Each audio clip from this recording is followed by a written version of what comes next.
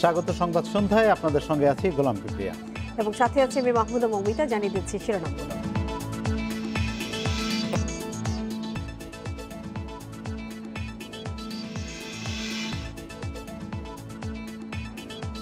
যৌথভাবে কাজ করা এই অঞ্চল শান্ত, ভারতের রাষ্ট্রপতিকে প্রধানমন্ত্রী জাতীয় স্মৃতিসৌধে শ্রদ্ধা নিবেদন।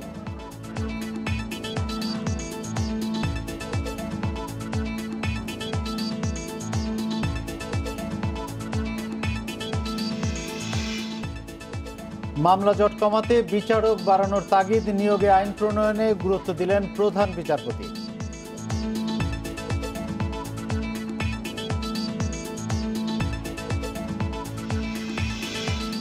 ব্যাটারি চালিত 3 হুইলার বন্ধের নির্দেশ, আমদানি ও বেচা কেনায় নিষেধাজ্ঞা দিয়েছে হাইকোর্ট।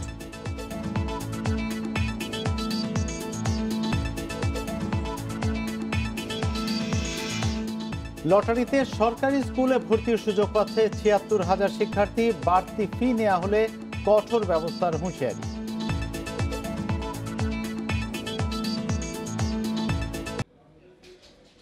শিরোনামগুলো শুনছিলেন, এবার পুরো খবর। বাংলাদেশ ভারত যৌথভাবে কাজ করায় এ অঞ্চলে শান্তি বিরাজ করছে, ভারতের রাষ্ট্রপতি রামনাথ কোবিন্দকে জানালেন প্রধানমন্ত্রী শেখ হাসিনা। একই সঙ্গে তিনি আরও জানান, এদেশে কাউকেই সংখ্যালঘু হিসেবে দেখা হয় না। ঢাকা সফররত ভারতের রাষ্ট্রপতির সঙ্গে বিকেলে রাজধানীর সোনারগাঁও হোটেলে সৌজন্য সাক্ষাৎ করেন প্রধানমন্ত্রী শেখ হাসিনা।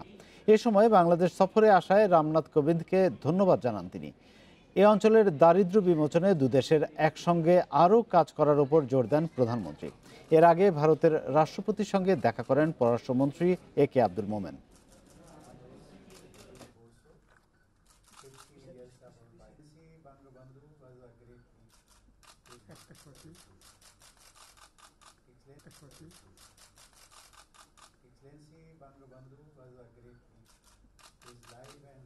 মাননীয় প্রধানমন্ত্রীকে আমরা সবসময় একে অপরকে সাহায্য করব।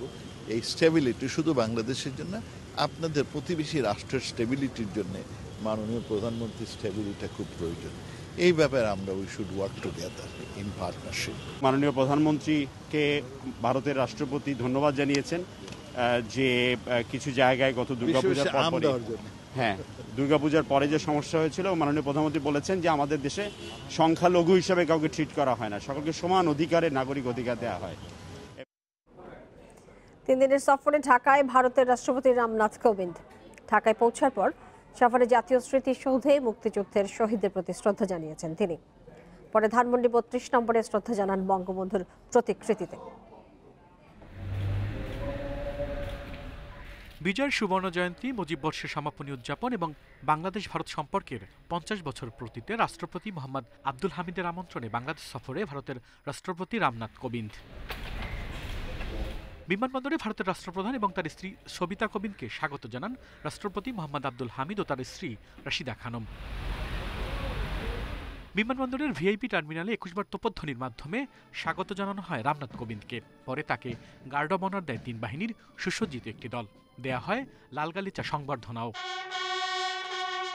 এরপর সাভারে জাতীয় স্মৃতিসৌধে মহান মুক্তিযুদ্ধে বীর শহীদদের প্রতি শ্রদ্ধা জানান ভারতের রাষ্ট্রপতি। পরে সেখানে গাছে চারা রোপণ এবং দর্শনার্থী বইয়ে স্বাক্ষর করেন তিনি। ভারতের রাষ্ট্রপতি হিসাবে দায়িত্ব নেওয়ার পর বাংলাদেশে রামনাথ কোবিন্দের এটি প্রথম সফর। শুক্রবার রমনা কালী মন্দির পরিদর্শন শেষে দিল্লি ফিরবেন ভারতের রাষ্ট্রপতি। আল আমিন হোসেন, ইন্ডিপেন্ডেন্ট নিউজ, ঢাকা। শহীদ মুক্তিযোদ্ধাদের আদর্শ ভবিষ্যতের পাথেয় হবে বলে মনে করেন ভারতের রাষ্ট্রপতি রামনাথ কোবিন্দ। সাভার জাতীয় স্মৃতিসৌধে দর্শনার্থী বইয়ে এমন কথাই লিখেছেন তিনি। রামনাথ কোবিন্দ উল্লেখ করেছেন, অত্যাচার ও নিপীড়নের বিরুদ্ধে বাংলাদেশের মানুষের সম্মান ও ঐক্যের প্রতীক হিসেবে দাঁড়িয়ে আছে জাতীয় স্মৃতিসৌধ। সেখানে উপস্থিত হয়ে বীর শহীদদের শ্রদ্ধা জানিয়ে সম্মান বোধ করেছেন বলে উল্লেখ করেন তিনি। বঙ্গবন্ধুর নেতৃত্বে প্রতিরোধ গড়ে তোলা মুক্তিবাহিনী, আত্মত্যাগ করা মুক্তিযোদ্ধা সহ সব নারী ও পুরুষ যারা দেশের এই সংগ্রামে শহীদ হয়েছেন তাদের প্রতি শ্রদ্ধা জানান ভারতের রাষ্ট্রপতি।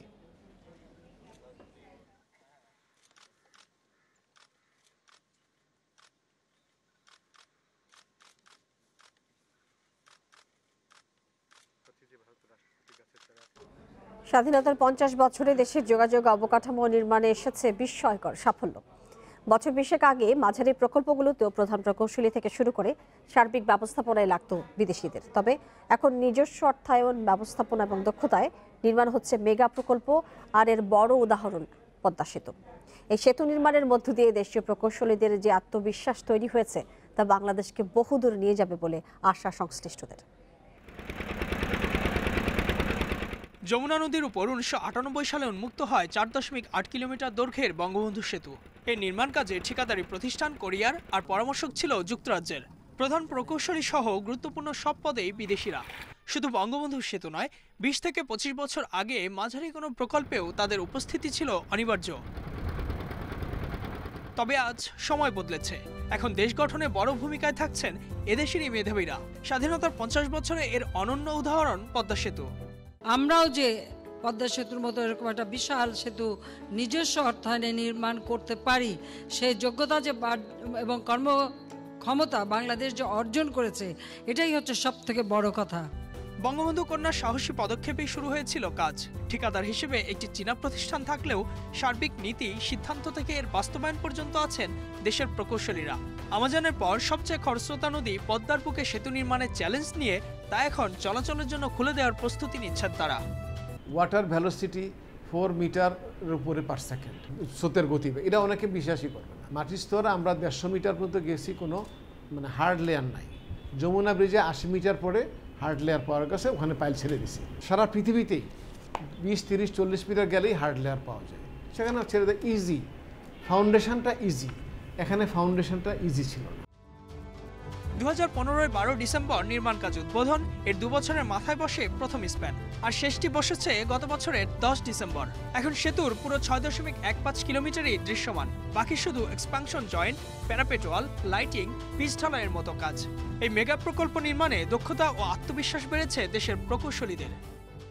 আমাদের সরকার, আমাদের প্রজেক্ট যারা অফিসিয়াল, আমাদের প্যানেল অফ এক্সপার্ট সব মিলে কিন্তু আমরা আগে নিয়ে গেছি। এখানে কোনো আমেরিকান বা অন্য কোনো ডোনার এজেন্সির, ওয়ার্ল্ড ব্যাংক বা জাইকা, কারোই কিন্তু এখানে কোনো ইনভলভমেন্ট ছিল না। এটাই আমাদের ক্যাপাবিলিটি বাড়াই দিছে। এটাই যেহেতু বড় প্রজেক্ট এবং টেকনিক্যালি ভেরি হাইলি রিস্কি কাজ, এটাই আমাদেরকে, এবং এখন যেটা হচ্ছে আমাদের মধ্যে কনফিডেন্স বাড়ছে যে পদ্মা সেতু করতে পারলে অন্যগুলো আমরা পারবো না। 2009 সালে করা এডিবি ও জাইকার সমীক্ষায় দেখা যাচ্ছে বছরে এই সেতুর ইকোনমিক রেট অফ রিটার্ন দাঁড়াবে 18 থেকে 22%। অর্থনীতির দ্বিতীয় লাইফলাইন হবে ঢাকা থেকে পায়রা ও মংলা পর্যন্ত হওয়া ইকোনমিক করিডোর। আগামী জুনেই এই পদ্মা সেতু খুলে দিতে চায় সরকার। Ijazur Rahman, independent News, Dhaka. বিচারপতি নিয়োগে আইন প্রণয়ন আবশ্যক বলে মনে করেন প্রধান বিচারপতি সৈয়দ মাহমুদ হোসেন। তার বিদায়ী সংবর্ধনা অনুষ্ঠানে একথা বলেন প্রধান বিচারপতি। এ সময় তিনি আরও বলেন, মামলা জট কমাতে আপিল বিভাগ, হাইকোর্ট বিভাগ ও নিম্ন আদালতের বিচারক সংখ্যা দ্বিগুণ করা প্রয়োজন। 31 ডিসেম্বর অবসরে যাচ্ছেন সৈয়দ মাহমুদ হোসেন। 2018 সালের 2 ফেব্রুয়ারি বাংলাদেশের 22তম প্রধান বিচারপতি হিসেবে দায়িত্ব গ্রহণ করেন সৈয়দ মাহমুদ হোসেন। দীর্ঘ 41 বছর আইন অঙ্গনের সঙ্গে যুক্ত থেকে আগামী 31 ডিসেম্বর তিনি অবসরে যাচ্ছেন। তার বিদায়ী সংবর্ধনার আয়োজন করা হয় সুপ্রিম কোর্ট প্রশাসনের পক্ষ থেকে। সেখানে লিখিত বক্তব্য পাঠ করেন বিদায়ী প্রধান বিচারপতি। বলেন, মামলা জট নিরসনে বিচারকের সংখ্যা বাড়ানো প্রয়োজন। উনি যার মধ্যে বলছেন যে বিচার বিভাগ নিয়োগের আইনটা যদি করা হয়, তাহলে বিচারক নিয়োগের যে প্রক্রিয়া সেটা আরও সহজীকরণ হবে এবং আরও মানুষের কাছে আরও পরিষ্কার হবে। এদিকে অবমূল্যায়নের অভিযোগ এনে প্রধান বিচারপতির সংবর্ধনা বর্জন করেছে আইনজীবী সমিতির বিএনপিপন্থী অংশ।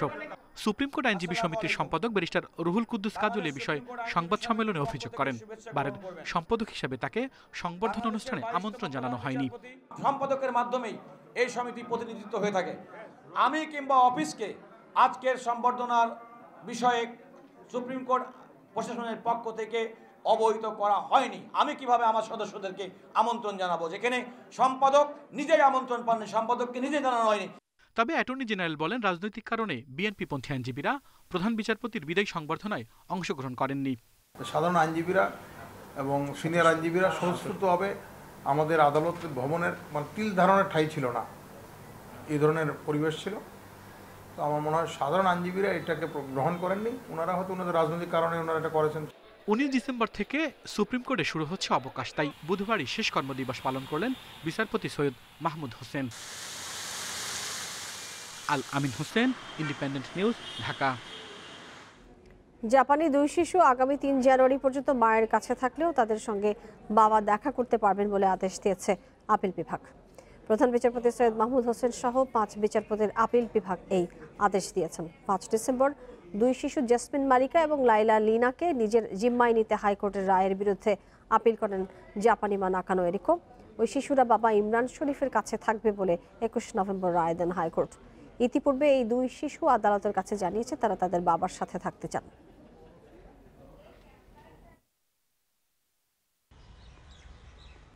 40 লাখ থ্রি হুইলার যান বন্ধের নির্দেশ দিয়েছে হাইকোর্ট। একই সঙ্গে এসব যান আমদানি এবং বেচা কেনায় নিষেধাজ্ঞা দেওয়া হয়েছে।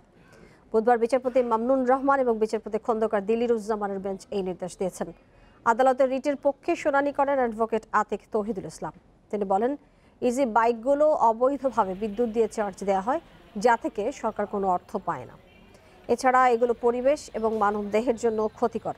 এদিকে বিদ্যুৎ বিতরণ কোম্পানিগুলো বলছে সারা দেশের ইজি বাইকগুলো দৈনিক চার্জ দিতে অন্তত 500 মেগাওয়াট বিদ্যুৎ ব্যবহৃত হচ্ছে। এসব ইজি বাইককে বাণিজ্যিক বা আবাসিক লাইন থেকে চার্জ দেওয়া হয়। আবার কোনো কোনো ক্ষেত্রে বিদ্যুৎ চুরিও করা হয়। এতে বিপুল পরিমাণ রাজস্ব হারাচ্ছে সরকার।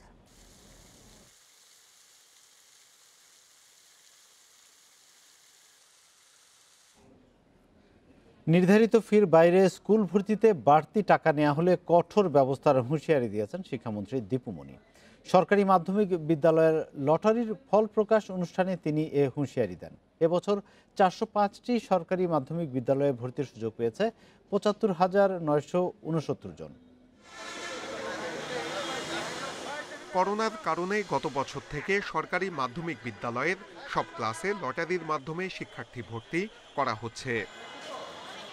এবার সরকারি মাধ্যমিক বিদ্যালয়ে ভর্তির আবেদন করেছে ৫,৩৮,০৬৬ শিক্ষার্থী। এর মধ্যে ৭৫,৯৬৯ জন ভর্তির সুযোগ পাচ্ছে। লটারি কার্যক্রম উদ্বোধন করে শিক্ষামন্ত্রী বলেন, সফটওয়্যারের মাধ্যমে হওয়ায় অনিয়মের কোনো সুযোগ নেই।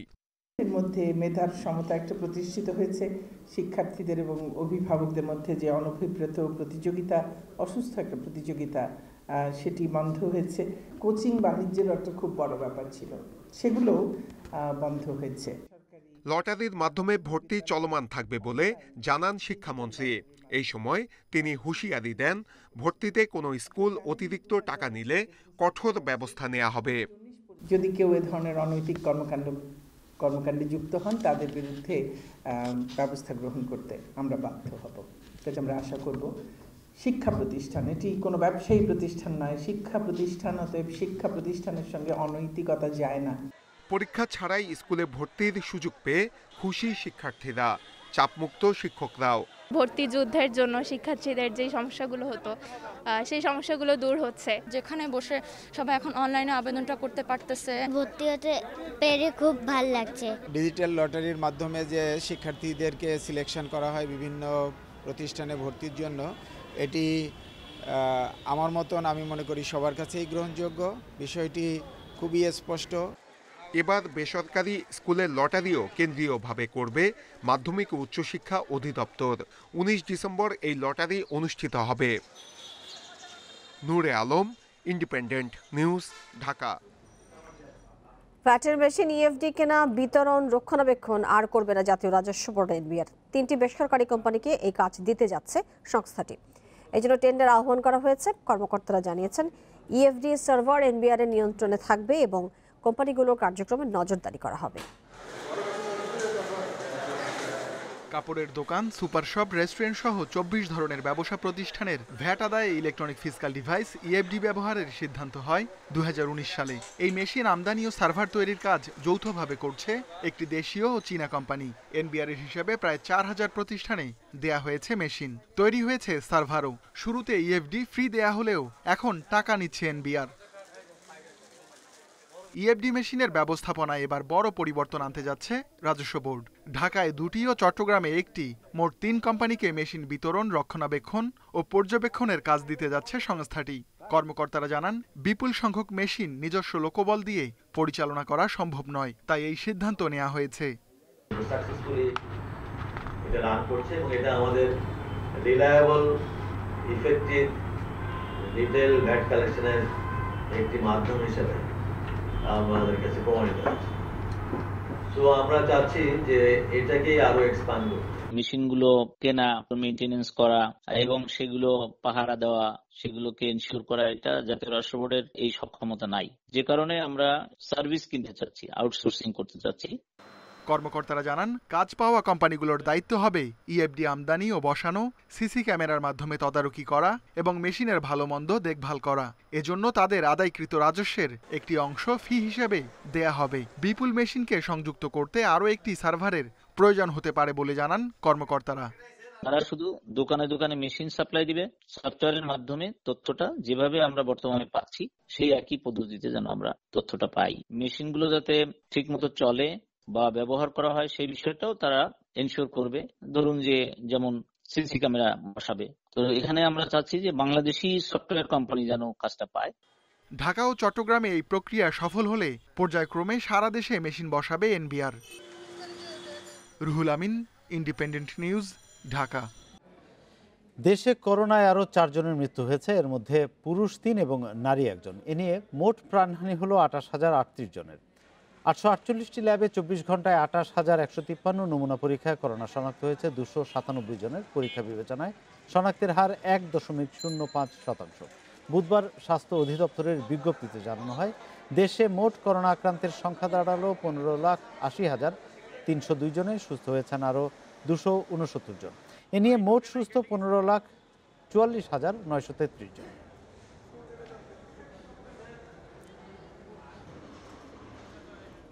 করোনা ভাইরাসের নতুন ধরন ওমিক্রনে আক্রান্ত 2 নারী ক্রিকেটার সহ 3 জন হাসপাতালে ভালো আছেন বলে জানিয়েছেন স্বাস্থ্যমন্ত্রী জাহিদ মালিক। দুপুরে রাজধানীর বঙ্গবন্ধু শেখ মুজিব মেডিকেল বিশ্ববিদ্যালয়ে এক অনুষ্ঠানে মন্ত্রী এই কথা বলেছেন।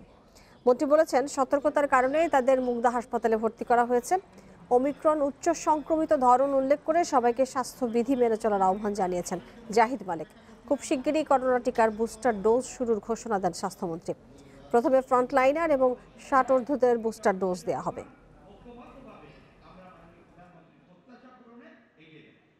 তাদের অবস্থা যে কোনো খারাপ হয়েছে সে কারণে নয়, ওটা জায়গা পরিবর্তন করতে হয়েছে, সে কারণে সরানো হয়েছে। তারা ভালো আছে, সুস্থ আছে এবং কোনো জটিলতা তাদের নাই। কাজেই আমরা বুস্টার ডোজেরও প্রিপারেশন নিচ্ছি। আওয়ামী লীগের সাধারণ সম্পাদক এবং সড়ক পরিবহন ও সেতুমন্ত্রী ওবায়দুল কাদেরের শারীরিক অবস্থা ভালো আছে বলে জানিয়েছেন বঙ্গবন্ধু শেখ মুজিব মেডিকেল বিশ্ববিদ্যালয়ের উপাচার্য অধ্যাপক মোহাম্মদ শরফুদ্দিন আহমেদ। তিনি বলেন, ওবায়দুল কাদেরের ব্লাড প্রেশার এবং অক্সিজেন স্যাচুরেশন স্বাভাবিক রয়েছে। তাকে আরও 2-3 দিন হাসপাতালে নিবিড় পর্যবেক্ষণে থাকতে হতে পারে বলেও জানান বিএসএমএমইউর উপাচার্য। এই মুহূর্তে ওবায়দুল কাদেরের চিকিৎসার জন্য বিদেশে যাওয়ার কোনো প্রয়োজন নেই বলেও জানান তিনি। আওয়ামী লীগ সাধারণ সম্পাদক তার সুস্থতার জন্য দেশবাসীর কাছে দোয়া চেয়েছেন বলেও জানান ডাক্তার শরফুদ্দিন। হঠাৎ বুকে ব্যথা অনুভূত হলে আওয়ামী লীগ সাধারণ সম্পাদক ও সড়ক মন্ত্রী ওবায়দুল কাদেরের মঙ্গলবার দুপুরে হাসপাতালে ভর্তি হন।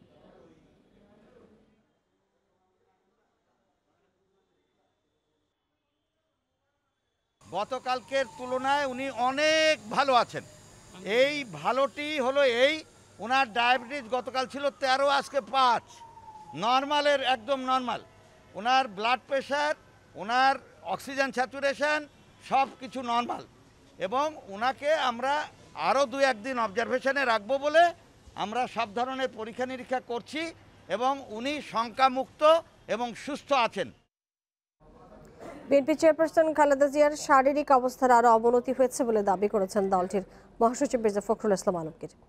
সকালে বিএনপি চেয়ারপারসনের গুলশান কার্যালয়ের সংবাদ সম্মেলনে তিনি জানিয়েছেন, খালেদা জিয়ার শরীরে হিমোগ্লোবিন এবং প্লাটিলেটের মাত্রা কমে গেছে। তাকে বিদেশে নিয়ে উন্নত চিকিৎসার দাবিতে আরও কঠোর আন্দোলনে যাওয়ার ঘোষণা দিয়েছেন তিনি। তিনি জানান, আগামী 22 থেকে 30 ডিসেম্বর পর্যন্ত জেলায় জেলায় সমাবেশ করবে বিএনপি।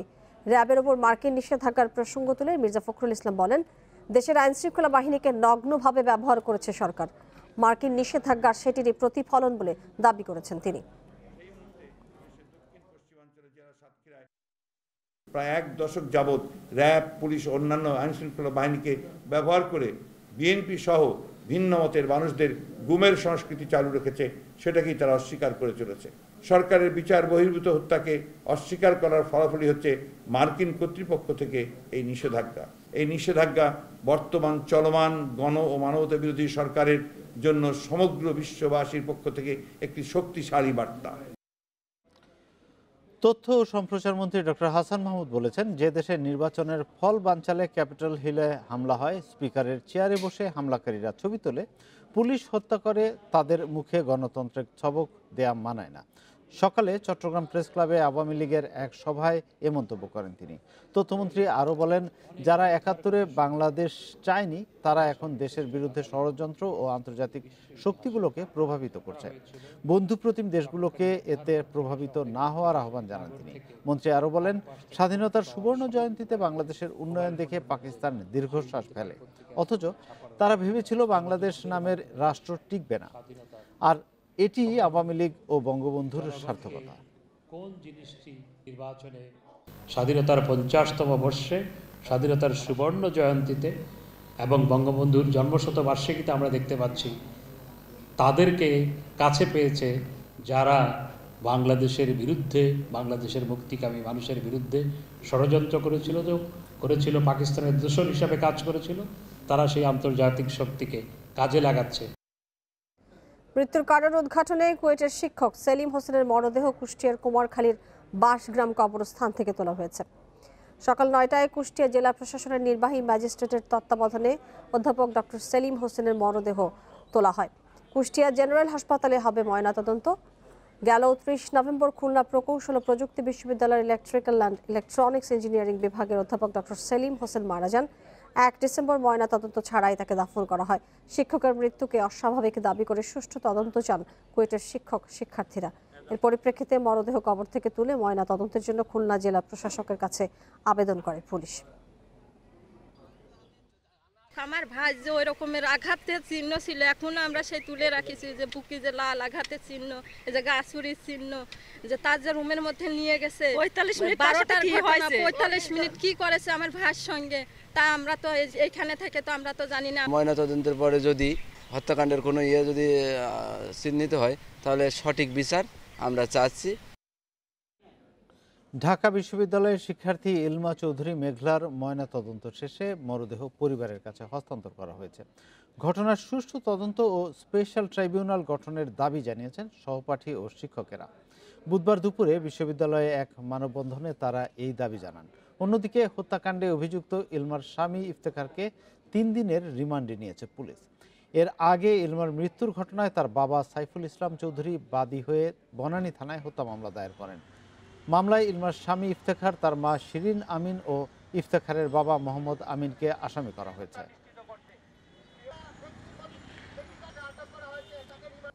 নিউজিল্যান্ডে বাংলাদেশ দলে করোনা হানা। প্রথম 2 পরীক্ষায় নেগেটিভ হলেও তৃতীয় পরীক্ষায় করোনা পজিটিভ হয়েছেন স্পিন কোচ রঙ্গনা হেরাত। ফলে টাইগার স্পিন কোচের কোয়ারেন্টিনের সময় বাড়ছে। এদিকে বাংলাদেশ দলের নিউজিল্যান্ড ফ্লাইটে একজন যাত্রী করোনা ভাইরাসে আক্রান্ত হয়। আইসোলেশনে রয়েছেন দলের 9 সদস্য। তাদের ব্যাপারে নিউজিল্যান্ড স্বাস্থ্য মন্ত্রণালয় কি সিদ্ধান্ত নেয় সেই অপেক্ষায় টাইগার টিম ম্যানেজমেন্ট। বছরের শুরুতে নিউজিল্যান্ড সফরে গিয়ে 14 দিনে কোয়ারেন্টাইন করতে হয়েছিল বাংলাদেশ দলকে। এবার সেটা নেমে এসেছে 7 দিনে। কিন্তু সফরের 7ম দিনের মাথায় এসে নিউজিল্যান্ড থেকে এলো দুঃসংবাদ। করোনা পজিটিভ হয়েছেন tiger spin coach Rangana Herat. 8 October New Zealand পৌঁছানোর পর প্রথম 2 দফা করোনা পরীক্ষায় বাংলাদেশ দলে সবাই নেগেটিভ হয়েছিলেন, কিন্তু তৃতীয় পরীক্ষায় করোনা ধরা পড়ে হেরাতের। গিবসনের শরীরটা এমনি ভালো না, ও ডায়রিয়ায় ভুগছে, বাট ওরটা ওরকম সিরিয়াস না, বাট হেরাত পজিটিভ হয়েছে। সো আমার কাছে যেটা মনে হচ্ছে যে ওদের যে সিস্টেম, সেখানে ওরা হয়তো আরও কিছুদিন বেশি হয়তো হেরাতের করবে, কোয়ারেন্টাইনের জন্য প্রস্তাব করবে, কোয়ারেন্টাইনে রাখবে। এদিকে নিউজিল্যান্ডগামী ফ্লাইটে করোনা আক্রান্ত যাত্রীর সংস্পর্শে আসা অধিনায়ক মুমিনুল, টিম ডিরেক্টর সুজন, নির্বাচক রাজ্জাক সহ 9 জনের আইসোলেশন বেড়েছে। তাদের বাদ দিয়ে বাকিরা মঙ্গলবার প্রথমবারের মতো জিমনেশিয়ামের সুবিধা ব্যবহার করেছেন।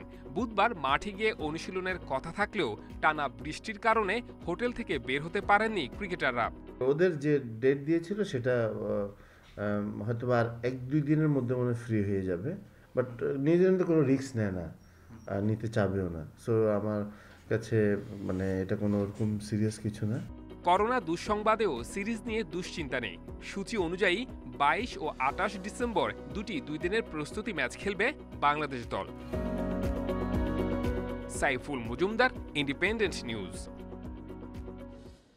নিউজিল্যান্ডে শুরু হতে যাওয়া নারীদের ওয়ানডে বিশ্বকাপের সূচি প্রকাশ করেছে আইসিসি। 4 মার্চ থেকে 3 এপ্রিল পর্যন্ত চলবে খেলা। বিশ্বকাপে প্রথমবার যোগ্যতা অর্জন করা বাংলাদেশের মেয়েদের খেলা পরদিন সাউথ আফ্রিকার বিপক্ষে। করোনার পর এই টুর্নামেন্ট দিয়ে মেয়েদের বিশ্ব আসর ফিরছে। প্রথম দিনে স্বাগতিক নিউজিল্যান্ডের বিপক্ষে লড়বে চ্যাম্পিয়ন ওয়েস্ট ইন্ডিজ। 8 দলের বিশ্বকাপে প্রাথমিক পর্ব শেষ হবে রাউন্ড রবিন পদ্ধতিতে। শীর্ষ 4 দল খেলবে সেমিফাইনালে।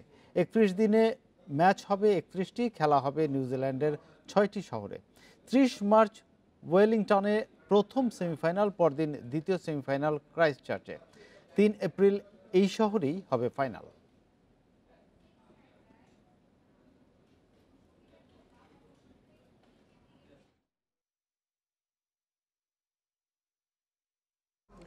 এশিয়ান চ্যাম্পিয়ন্স ট্রফি হকিতে বাজে শুরু বাংলাদেশের।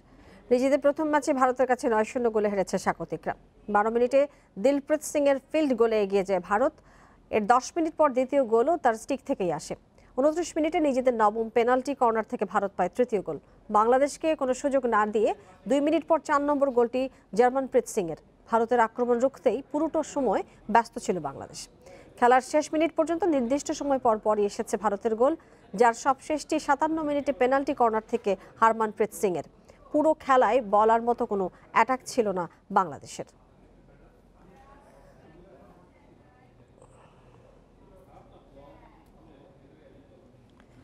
পিএসজির হয়ে চ্যাম্পিয়ন্স লিগ জিততে চান লিওনেল মেসি।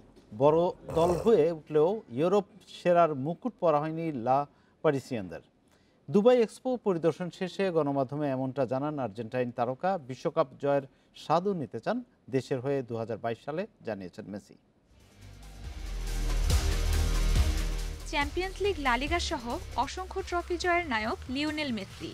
এত সব অর্জনেও পিপাসা মেটেনি সাবেক বার্সা তারকার। এবার পিএসজির হয়ে ইউরোপ সেরার মুকুট জিততে মুখিয়ে আর্জেন্টাইন জাদুকর। ফরাসিদের চ্যাম্পিয়ন্স লিগ খরা কাটাতে পুরনো শত্রু সার্জিও রামোস এখন মেসির বন্ধু। আছেন নেইমার, এমবাপ্পের মতো বিশ্বসেরা ফুটবলাররা। পারিসিয়ানদের স্বপ্ন পূরণে তাই এলএন 30ও আত্মবিশ্বাসী। চ্যাম্পিয়ন্স লিগ শিরোপা অবশ্যই বিশেষ কিছু, সব দলই তা জিততে চায়। পিএসজির লক্ষ্য একই, এর আগে কাছে গিয়েও পারেনি। শিরোপা জয়ে দল সর্বোচ্চ চেষ্টা করবে। চলতি মৌসুমে বার্সেলোনার সাথে 21 বছরের সম্পর্কের ইতি টানেন মেসি। ফরাসি ডেরায় কিছুটা সময় লাগলেও মানিয়ে নিয়েছেন বেশ। অনেক বছর এক জায়গায় থাকার পর এটা বড় পরিবর্তন ছিল। কাজটা মোটেও সহজ ছিল না, তবে এখন সবাই এই দারুণ শহরে আছি। বিশ্বের অন্যতম সেরা দলের হয়ে ভালোই করছি। শুধু ক্লাবের নয়, আর্জেন্টিনার হয়েও কাতার বিশ্বকাপ জিততে চান 34 বছর বয়সী তারকা। কোপা জয় দলকে মানসিকভাবে শক্ত করে তুলেছে, ভালো কিছু করার অনুপ্রেরণা যোগাচ্ছে। ভালো দল হিসাবেই কাতার বিশ্বকাপে খেলব, আর শতভাগ দিয়ে লক্ষ্য পূরণের চেষ্টা থাকবে। চ্যাম্পিয়ন্স লিগে এখন পর্যন্ত 120 গোল করে দ্বিতীয় অবস্থানে মেসি। সবশেষ 2015 সালে বার্সার হয়ে শিরোপা জিতেছিলেন। পিএসজির হয়ে এবার আরও একটি ট্রফি জয়ের অপেক্ষা শেষ হবে কি? Roksana Afroz, Independent News. আর এই ছিল আজকের সংবাদ সন্ধ্যায়। বিস্তারিত জানতে চোখ রাখুন ফেসবুক, ইউটিউব এবং টুইটারে। সাথে থাকার জন্য ধন্যবাদ।